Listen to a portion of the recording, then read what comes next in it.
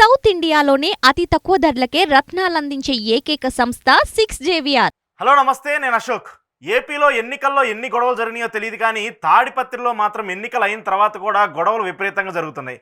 జేసీ versus Peddareddy మధ్య విపరీతంగా గొడవలు జరుగుతున్నాయి. ఇద్దరి మధ్య కూడా వాదనలు తీవ్ర స్థాయిలో. అయితే ఈ నేపథ్యంలో పోలీసులు కూడా జేసీ ఫ్యామిలీకి సపోర్ట్ చేస్తున్నట్టు కనిపిస్తుంది. డైరెక్ట్గా పోలీసులు తాడిపత్రి వెళ్ళి జేసీ కుటుంబానికి సపోర్ట్ చేస్తూ పెద్దారెడ్డి ఇంటికి వెళ్ళి ఆయన సమక్షంలోనే ఆయన ఇంట్లో నుంచి బయటికి పంపించిన తర్వాత పోలీసులే స్వయాన సీసీ కెమెరాలు అలాగే ఇంట్లో ఉన్నటువంటి సామాన్లన్నింటినీ ధ్వంసం చేయడం కూడా మనము ఈరోజు వీడియోల ద్వారా చూసాం. అసలు తాడిపత్రిలో ఏం జరుగుతుంది, పెద్దారెడ్డి వర్సెస్ జేసీ మధ్య ఏం జరుగుతుంది అనేది ఈరోజు ఇంటర్వ్యూలో డిస్కస్ చేద్దాం. నాతో పాటు ఉన్నారు ప్రసాద్ గారు. ఏంటి, ఎన్నికల వరకు అప్పుడు గొడవలు జరగడం వేరు, ఎన్నికల తర్వాత ఈ స్థాయిలో గొడవలు జరగడం ఏంటి? అందులో పోలీసులు కూడా ఇటు పెద్దారెడ్డి సిట్టింగ్ ఎమ్మెల్యే, అక్కడ ఉన్నటువంటి ఒక సీనియర్ నేత, ఆయన బయటికి పంపించేసి ఆయన ఇంట్లోకే పోలీసులు వెళ్ళి సీసీ కెమెరాలని కర్రలతో కొట్టడము, ఆయన ఫర్నిచర్ మొత్తం ధ్వంసం చేయటము, వీటన్నిటికీ ఎవరు నాంది పలికారు? ఏం జరుగుతుంది అసలు అక్కడ? ఇక్కడ మీరు ఒకటి గమనించగలిగితేనండి, ప్రజలకు కూడా తెలుసుకోవాల్సిన విషయాలు కొన్ని ఉంటాయి. కొంతమంది సీనియర్ ఆఫీసర్స్ తెలుగుదేశం క్యాంప్ ఆఫీస్లోకి వచ్చిన ఏబీ వెంకటేశ్వర వాళ్ళు they given certain directions to their subordinates. గతంలో కొంతమందికి, ఇప్పుడు మీరు పాత బాస్ ఉంటాడు, వారికి మీకు మంచి రేప ఉంటుంది. రేపు పొద్దున ఈ కంపెనీలో పని చేయకపోయినా వేరే కంపెనీలో ఉన్నా సరే ఆయన పర్సనల్ ఆబ్లిగేషన్ ఉంటే మీరు ఖచ్చితంగా ఎంటర్టైన్ చేస్తారు. ద సేమ్ సినారీలో పోలీసులో ఇక్కడ మీరు ఒకటి గమనించగలిగితే, అక్కడ జూనియర్ కాలేజ్ దగ్గర ఒక సమూహం వాళ్ళు చేస్తున్న విన్యాసం ఫస్ట్ ఇంటర్ప్రిటేషన్ ఎట్లా ఇచ్చారంటే, ఆ కాలేజీ పైకి ఎక్కి జెండా ఊపారు. ఇందాక విజువల్స్ చూడండి ఒకసారి, వెనక్కి తీయండి. ఆ బిల్డింగ్ ఎక్కి ఎప్పుడైతే చేశారో ఆ విన్యాసం, అది పెద్దారెడ్డి ఇంటికి వెళ్ళి జెండా ఊపినట్టుగా. అంటే వాళ్ళకు ఒక సాడిస్టిక్ ప్లెజర్ అంటే వాళ్ళ ఇల్లు మేము కాంకర్ చేసాం. ఇప్పుడు మీరు ఈ ప్రాసెస్లో ఈ జన సమూహం అంతా జూనియర్ కాలేజ్ దగ్గర ఉన్నారు. తాడిపత్రిలో తెలిసిన వాళ్ళు ఎవరికైనా అర్థమవుతుంది ఎక్కడ ఈ గ్రౌండ్, ఇంతకుముందు పెద్దారెడ్డి ఇంటి ముందు అంత గ్రౌండ్ ఉందా ఇలా అని. సో ఇక్కడ వాస్తవం ఏంటంటే, intentions need to be corrected first of all. ఇప్పుడు ఒక మనిషిని, పెద్దారెడ్డిని అక్కడి నుంచి ఊరు దాటించారు. తర్వాత గంట 2 గంటల సేపు అక్కడ జేసీ ఫ్యామిలీ ఎందుకు అంత టైం తీసుకుంది? ఇక్కడ ఏంటంటే, ఎక్కడైతే ఈ ఎలక్షన్ కమిషన్ 4 ప్రదేశాల్లో, ఒకటి మాచర్లో, ఒకటి ఈ తాడిపత్రి పరిసర ప్రాంతాల్లో, ఒకటి ఎస్పీ గారికి, అలాగే కడప ఒక దగ్గర, అండ్ ముఖ్యంగా తిరుపతి పరిసర ప్రాంతం, ఈ 4 దగ్గర ఎక్కడైతే ఎస్పీలు చేంజ్ చేశారో అక్కడే దరిద్రం. అక్కడ జమ్మలమడుగు హనుమంతరెడ్డిని టార్గెట్ చేస్తూ అండ్ ఎమ్మెల్యే గారికి, సుధీర్ రెడ్డి గారికి ఎలా గాయాలయ్యో. తాడిపత్రి ఇక్కడ ఇంటెన్షన్గా పెద్దారెడ్డి ఇంటి మీద నెక్స్ట్ విజువల్లో మనం ఎక్స్ప్లెయిన్ చేయొచ్చు.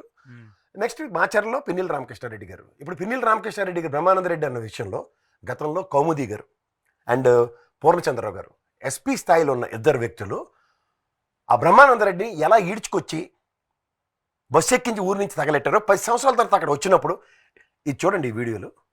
ఇది పెద్దారెడ్డి ఇంటి దగ్గర పోలీసులే డైరెక్ట్గా వెళ్ళి ఆయన ఇంటి దగ్గర వీడియోలు ఎరగొడుతుంటే చూడండి ఎంతమంది పోలీసులు, అక్కడ ఎంతమంది పోలీసులు ఉన్నారు. ఈయన ఇంటికి వెళ్ళి వీడియోలో అక్కడ వాళ్ళే ధ్వంసం చేస్తే ఇంకా సాక్ష్యాలు ఎవరి వల్ల సబ్మిట్ చేయగలుగుతారండి? అంటే ఒక ఇంటెన్షనల్గా సర్టన్ ఏరియాస్ని, వీళ్ళ ప్లాన్ ఈజ్ వెరీ క్లియర్ అండి.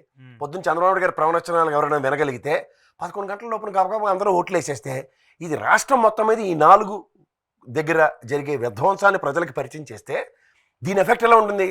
ఇక్కడ తమ్మింగ్ ఓటంతా వేసింది ఆడపిల్లలు. ఈ ఆడవాళ్ళు భయభ్రాంతులకు గురే ఎందుకు వచ్చిన తలకాయ నొప్పని ఇంట్లో కూర్చుంటారేమో అనుకున్నారు, కానీ అర్ధరాత్రి దాకా ఆడవాళ్ళే వచ్చి ఓటేశారు. సో ఇక్కడ అందుకని మీరు చూడండి, ఎలక్షన్ ఆఫ్టర్, ఇదంతా ఎలక్షన్ కమిషన్ బాధ్యతే కదా. ఇవాళ దాకా సిఈసికి ఎంక్వైరీ ఇవ్వడం, గవర్నర్కి బిరుపులు ఇచ్చుకుని ఇల్లు వెళ్ళడం, ఇవన్నీ గమనిస్తే మీకు ఇక్కడ మీకు బ్రహ్మానందరెడ్డి అనే క్యారెక్టర్ని మాచర్లలో ఇందాక చెప్తున్నాను. ఎప్పుడైతే కౌముది గారు, పూర్ణచంద్రరావు గారు ఎత్తి అవతలేసిరేసిన తర్వాత 10 సంవత్సరాల తర్వాత వచ్చినప్పుడు ఎన్ని జాగ్రత్తలు తీసుకోవాలి? అండ్ ముఖ్యంగా ఆ క్యాండిడేచర్ దగ్గర turn the page learn the వర్కే కదా.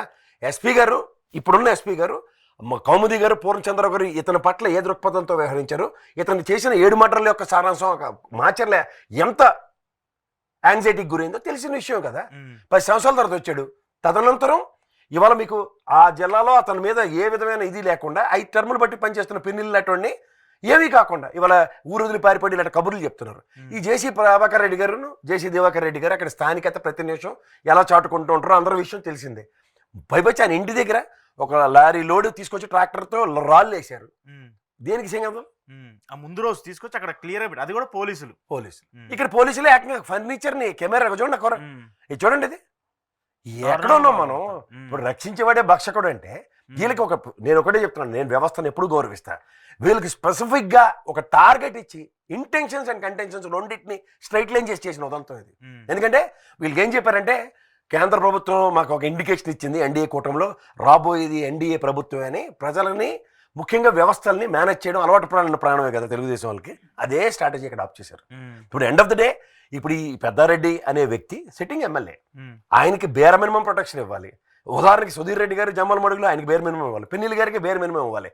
ఇది ఎక్కడ విడ్డూరం అండి? వీళ్ళ సిట్టింగ్ ఎమ్మెల్యేలు కూడా గ్రామ బహిష్కరణ టైపులో నగరాల నుంచి తరలించి వేరే ప్రాంతాలకు తరలించారు అన్నది ఏంటి ఇది? వీళ్ళు ఇప్పుడు ఎలక్షన్ అయిన తర్వాత స్థానికంగా రేపు పొద్దున గెలిచేదేవడో నిర్ణయాత్మకమైన ప్రజలకి ఒక క్యాండిడేట్ అక్కడ ఉండి భరోసా ఇవ్వాలని నిస్సాయ స్థితి క్రియేట్ చేస్తున్నారంటే ఎక్కడున్నాం మనం? ఎవరు ఇచ్చారు వీళ్ళకి హక్కులు? ఇప్పుడు పెద్దారెడ్డి ఇంటి మీద దేని మీద ఇంత సమూహం, పోలీసుల సమూహం ఇంటెన్షనల్గా ఆయన ఫర్నిచర్ని కానీ ఆయన కంప్యూటర్స్ని కానీ కెమెరాలను కానీ ఎర్రగొట్టడానికి నేపథ్యం ఏంటి? అంటే ఇప్పుడు పెద్దారెడ్డి గారిని ఆయన పరిపోలే కదా, ఫస్ట్ అరెస్ట్ చేయండి నిజంగా తప్పు అయితే. అలాగే లేదంటే జేసీ ప్రభాకర్ రెడ్డి ఇంట్లో జరిగిన తప్పు అయితే అరెస్ట్ చేయండి. అంతేకాని ఈ విధ్వంసం ఏంటి? భయభ్రాంతులకు గురి చేయడం ఏంటి? ఎవరికి ఇస్తున్నారు ఈ ఇండికేషన్స్ అన్ని? ఇప్పుడు ఎప్పటి నుంచో ఈ ఫ్యాక్షన్లు ఈ చెదరం వింటూనే ఉన్నాం కదా ఈ పల్నాడు రాయలసీమల్లో. దానికే పురికొలుపుతుంటే ఇంతంతమంది 144 సెక్షన్ ఉంటే ఇంత సమూహాలు ఎక్కడి నుంచి వస్తారు? వాళ్ళు అల్లూరు మీద యాక్షన్ తీసేసుకుంటారు కదా. వీళ్ళ మీదేమి ఏ ప్రాతిపదిక మీద ఇంత సమూహం ఉంటారు అక్కడ? ఎందుకు ఎలక్షన్ కమిషన్ ఇంకా ఎంక్వైరీలు అవి ఇదే అని క్లియర్ అండి, టైం వేస్ట్ చేస్తుంది. టైం వేస్ట్ అండి. మీకు ముఖ్యేంద్ర బాబు అంటే ఇది చూపించమంటే ఊరంతా తిరుగుతారంటే ఎవరేం చేస్తాడు? సొల్యూషన్ ఎక్కడైతే ఎస్పీలు మార్చారో అక్కడ దరిద్రం. That is it self is indication. First దాని మీద రియాక్షన్ తీసుకోండి. ఆ ఎస్పీల పైన ఇంతవరకు వెయిట్ ఎందుకు వేయలేదు? దానికి ఇప్పుడు డీజీపీనో సిఎస్నో ఎంక్వైరీకి పిలుస్తున్నారు కాబట్టి ఎస్పీలను ఎందుకు పిలవలే? ఎస్పీలతో ఎందుకు మాట్లాడారు? డీజీపీని మార్చారు, నిన్నటిదాకా ఇలాంటివి ఏమైనా కనిపించిన డీజీపీ మార్చకపోతే పోని మార్చారు. వీళ్ళకి అలవాటు కదా ఎలక్షన్ ముందు ఏదో అని ఇంటెన్షనల్ గా మార్చారు. ఇక్కడ గొడవలు జరగాలి అని ఇప్పుడు జేసీ ప్రభాకర్ రెడ్డి ఫ్యామిలీ విషయం అందరికీ తెలిసిన విషయమే. What sort of aggressions there. అలాగే ఈ బ్రహ్మానంద రెడ్డి వెనకాతలు ఉన్న బ్యాక్గ్రౌండ్ మ్యూజిక్ అంతా అందరికీ తెలిసిందే. పల్నాడుకు వచ్చారు కల్లా జమ్మలమడుగు ఈ ఆదినారాయణ రెడ్డి ఫ్యాక్షన్ బ్యాక్గ్రౌండే కదా. ఎవరు రైడ్ అసలు? వీడికి ఏ ప్రాతిపదిక మీకు హక్కు ఉంది? బీజేపీ అక్కడ ఎవడైనా బుద్ధి జ్ఞానం ఉన్నాడు రాయలసీమలో బీజేపీ కోటేస్తారా? కానీ ఒక నేపథ్యం రాజశేఖర రెడ్డికి లేకపోతే ఆదినారాయణ రెడ్డి ఎక్కడ? అక్కడ ఉన్నవాడు పోనీ ఈ 5 ఏళ్ళు బట్టి నిరంతరం సేవా తత్పరతో ఉన్నాడంటే మాట్లాడొచ్చు. మొత్తం అంతా అక్కడ ఇసుక దోపిడీ, బావలు బామ్మర్దులు అన్నదమ్ముల్ని పెట్టి మొత్తం ఏదో గ్రామ స్వరాజ్యం మేమే కైవసం చేసుకున్నట్టు దాష్టికాలు. ప్రజల్లో ఉన్న మనుషులు సుధీర్ రెడ్డి, హనుమంత్ రెడ్డి లాంటి మీద ఒక వీడియో ఉంది హనుమంత్ రెడ్డి మీద మాట్లాడుతుంది. అంటే పాత ఇంటెన్షన్స్. ఆయన కడుపు కొట్టాడు, ఇటుకు బట్టీలు మొత్తం ధ్వంసం చేశాడు, వ్యాపారం లేకుండా చేశాడు, నిలువు నీళ్ళు లేకుండా చేసి. ఇది ఎక్కడ అన్యాయం అండి? చంపడానికి మర్డర్ కూడా ట్రై చేశారు. ఇవన్నీ ఎక్కడ జరుగుతున్నాయి? స్పెసిఫిక్ గా మార్చిన దగ్గర. ఇక్కడ వీళ్ళకి ఎవరు ఇస్తున్నారు ఇలాంటి ప్రాతిపదిక మీద హక్కులు? అంటే ఒక స్పెషల్ డిస్క్రిప్షన్స్తో ప్రజల్ని భయభ్రాంతులు చేస్తే ఎలక్షన్ సమానంగా జరగకుండా వీళ్ళ పరిరక్షణ జరుగుతుంది అనుకున్నారు. బట్ ఉమెన్ టర్న్అవుట్ ఎప్పుడైతే ఉందో వీళ్ళ దగ్గర నిస్సహాయత. ఇవన్నీ ఏంటంటే శాశ్వతంగా జరుగుతాయి అనుకున్నవి వాళ్ళు ఆశించిన ఫలితాలు కాకుండా ఈ 4 ఎస్పీలను ఎక్కడైతే మార్చారో వాళ్ళ మూట జస్టిఫై అయింది. ఏది? ప్రజల్ని భయభ్రాంతులు గురి చేసే విషయంలోనూ 144 సెక్షన్ ఉన్న దగ్గర అల్లు అర్జున్ మీద అయితే ఆపాదించి మాడగలరు, కానీ ఇక్కడ జూనియర్ కాలేజ్ దగ్గర మాత్రం తాడిపత్రిలో చెదరగొట్టడానికి పోలీసు వ్యవస్థ లేదు. అంటే వ్యవస్థని ఒక విధంగా ప్రేరేపించి వాళ్ళని స్తబ్దం చేస్తే వాళ్ళు అనుకున్న పనులని జరుగుతాయి. ఎవరండి ఇళ్లలోకి దూరి పోలీసు వాళ్ళు కూర్చోండి. దారుణంగా పోలీసులు, ఇంతమంది పోలీసులు, అది కూడా ఒక సమూహం లాగా వచ్చేసేసి మొత్తం ఇట్లా చూడ ఎలా పగలగొడుతున్నారు. అంటే ఇప్పుడు నా పాయింట్ ఏంటంటే ఒక సిట్టింగ్ ఎమ్మెల్యే ఆయన టేక్ ఎక్కువ ఉండాలి ఇక్కడ యాక్చువల్గా నియోజకవర్గంలో, కానీ ఇంతవరకు గెలవని ఒక అభ్యర్థి ఆయనకి సపోర్ట్ చేసి ఇంతమంది పోలీసులు ఒక వ్యవస్థ మొత్తం ఆయన కోసం పనిచేయటం ఏంటి? నేను ఇందాక నుంచి చెప్తుంది అదే. ఈ 4 పాయింట్స్లో ఎవరెవరు ఎమ్మెల్యేలు కంటెస్ట్ చేస్తున్నారో వీళ్ళ యొక్క ప్రైమరీ మోటోలు, వాళ్ళ వెనక ఉన్న బ్యాక్గ్రౌండ్ మ్యూజిక్ ప్రజలు గ్రహించండి. ఆదినారాయణ రెడ్డి జమలమడుగు ఉధృత పరిస్థితులు, దరిద్రానికి మారిపోయారు. తాడిపత్రి జేసీ ఫ్యామిలీ అందరికీ తెలిసిన విషయం, ఫ్రిక్షన్. అండ్ మాచర్లకు వచ్చేసరికల్లా పిన్నిల్లి గారు వంక చూపిస్తూ కొత్తగా డిప్లై చేసిన బ్రహ్మానంద రెడ్డి, పులివర్తి నాని. అక్కడ స్ట్రాంగ్ రూమ్ దగ్గర కూడా పోలీసులు ఏ విధంగా ఉన్నారో బిహేవియర్ ఎలా ఉందో చూడండి ఒకసారి. దాడి జరిగింది, గన్మ్యాన్ గాలిలో కాల్పులు, ఇవన్నీ ఏంది ఇది?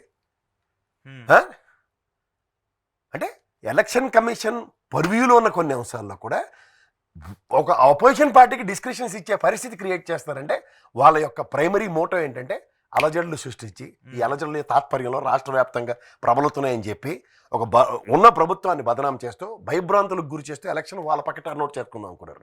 When it is not happened, ఆబ్వియస్గా జరిగిన సారాంశం చూడండి. ఇప్పుడు డైరెక్ట్గా ఆయన ఇప్పుడు 11-16 ఈవీఎంలు ఎరగొట్టారు. ఎలక్షన్ కమిషన్ ఆలోచించి డెసిషన్ తీసుకుంటుంది రీపోలింగ్కి. రీపోలింగ్ ఉదంతాలేవి అసలు ఆ సబ్జెక్ట్ లేదు ఎక్కడ. అంటే దాని ఇంటెన్షన్ ఈజ్ వెరీ క్లియర్. అంచేత ప్రజలే న్యాయ నిర్ణేతలు. ఎన్నాళ్ళు ఓపిక పట్టం, 4 రోజుల్లో డెసిషన్ ఇస్తారు. తర్వాత చూద్దాం దీని మీద ఈసీ ఎలాంటి యాక్షన్ ఏమీ తీసుకోవద్దు. మీరు ఏం గాబరా పడకండి. చెదురుముదురు ఘటనలు అనడం మాత్రం వాస్తవం.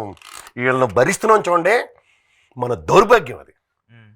ఒక ఎమ్మెల్యే ఇంటికి వెళ్ళి దాడి చేసింది ఇంకో సబ్స్టాన్షియల్ ఎవిడెన్స్. ఆఫ్టర్ ఆల్ నా స్థాయికే మీరు మన ఇద్దరం చేయగలుగుతున్నాం. అంత పెద్ద వ్యవస్థ ఉండి వాళ్ళు చేయలేకపోతున్నారంటే ఆలోచించుకోమని వాళ్ళ విజ్ఞతకు వదిలేదు. ఇదంతా బీజేపీ బ్యాక్గ్రౌండ్, ఇంక మ్యూజిక్ అదే కదా సార్. ఒకటి చెప్తున్నా, ఇక్కడ ఒక ప్రాంతీయ పార్టీ పరిరక్షణ కోసం ఉన్న వైఎస్ఆర్సీపీ కానీ తెలుగుదేశం కానీ జనసేన పార్టీకి ఎవడు అవసరార్థం బీజేపీతో పొత్తు పెట్టుకున్నారో చూసుకోమనండి ప్రజల్ని. వీళ్ళు వ్యవస్థలతో ఈ విధంగా ప్రభావితం చేయడానికి మాత్రమే అలా పొత్తు యొక్క సారాంశం. ఇది ప్రజలు ఇప్పటికైనా గ్రహించగలిగితే ఆలోచించి మన ఓటుకి మనం న్యాయం చేసామో లేదా వాళ్ళ అంతరాత్మకు సమానం చెప్పుకుంటే చాలు. ఇప్పుడు అయిపోయిన పెళ్లికి బాధ్యాలు కొట్టి మనం ఏం చేయలేం. కానీ వాస్తవాన్ని ప్రజలు గ్రహించగలిగితే చాలు, అంతకన్నా ఇంకెళ్ళి చూద్దాం దీని మీద ఎలాంటి యాక్షన్స్ తీసుకుంటారు. థ్యాంక్ యూ ప్రసాద్ గారు. థ్యాంక్స్ అండి.